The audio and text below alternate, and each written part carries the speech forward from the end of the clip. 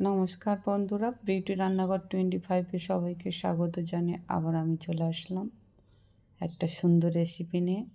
আজ আমি বানাবো লাউ ডগ দিয়ে চারাপোনার ঝোল।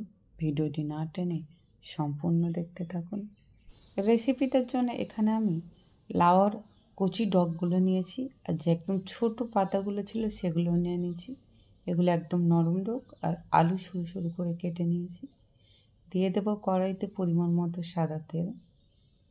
তেল গরম হয়ে গিয়েছে, দিয়ে দেবো নুন হলুদ মেখে রাখা চারা পোনা মাছ। আমি এর থেকে ছোট চারা পোনা মাছ পাইনি, আপনারা যদি এর থেকে ছোট চারা পোনা মাছ পান তাহলে খুব ভালো হয়, কারণ লাউ ডগ দিয়ে এর থেকে আরও ছোটো চারা পোনা খুবই বেশি ভালো খেতে লাগবে। মাছ ভাজা হয়ে গিয়েছে, এবারে আমি মাছটা তুলে নেব। এই কড়াইতে দিয়ে দেবো আরও একটু সাদা তেল। তেল গরম হয়ে গিয়েছে, দিয়ে দেব 5 ফোড়ন। এখানে আমি পেঁয়াজ ব্যবহার করব না। এবার যে আলুটা আমি কেটে রেখেছিলাম ওটা এটা দিয়ে দেব, দিয়ে একটু লাল লাল করে ফ্রাই করে নেব। এটা খুব ভালো করে ফ্রাই করা হয়ে গিয়েছে, দিয়ে দেব পরিমাণ মতো হলুদ। এখানে আমি হলুদটা একটু বেশি দেব। দিয়ে দেব সামান্য লঙ্কার গুঁড়ো।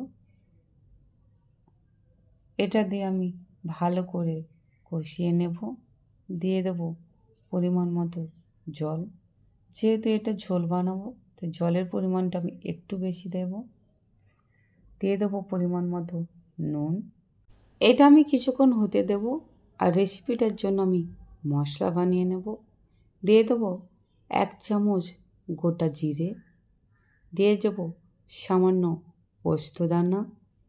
দিয়ে দেব 1 চামচ সাদা সরিষা। এটা আমি শিলে বেটে নেব। এটা বাটা হয়ে গিয়েছে, চলে যাব নেক্সট স্টেপে। এবার এর মধ্যে অ্যাড করে দেব লাউ ডগ। লাউ ডগটা আমি এখন অ্যাড করলাম, কারণ এখন অ্যাড করলে এর টেস্টটা ভালো লাগবে আর কালারটাও সুন্দর থাকবে। এটা আমি বেশ কিছুক্ষণ হতে দেব। এবার এর মধ্যে আমি অ্যাড করব কাঁচা লঙ্কা। এখানে আমি কাঁচা লঙ্কার পরিমাণটা একটু বেশি দিয়েছি।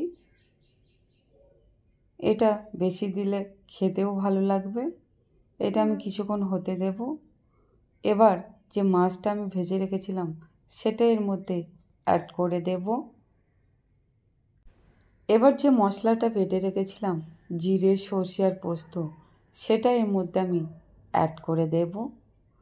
এটা আরও কিছুক্ষণ আমি হতে দেব। তরকারির কালারটাও খুবই সুন্দর এসেছে, আপনারা দেখতেই পাচ্ছেন। এটা আমার হয়ে গিয়েছে, এবার এটা আমি নামিয়ে নেব। এটা আমার নামানো হয়ে গিয়েছে, আপনারা দেখতেই পাচ্ছেন ঠিক কালারটা কত সুন্দর হয়েছে। লাউ ডগ দিয়ে চারাপোনার ঝোল আমার রেডি। গরম ভাত আর টক আচারের সাথে গরম গরম পরিবেশন করুন। আশা করছি খারাপ লাগবে না, ভালোই লাগবে। আমার এই রেসিপিটা আপনাদের কেমন লাগলো তা অবশ্যই কমেন্ট করে জানাবেন বন্ধুরা।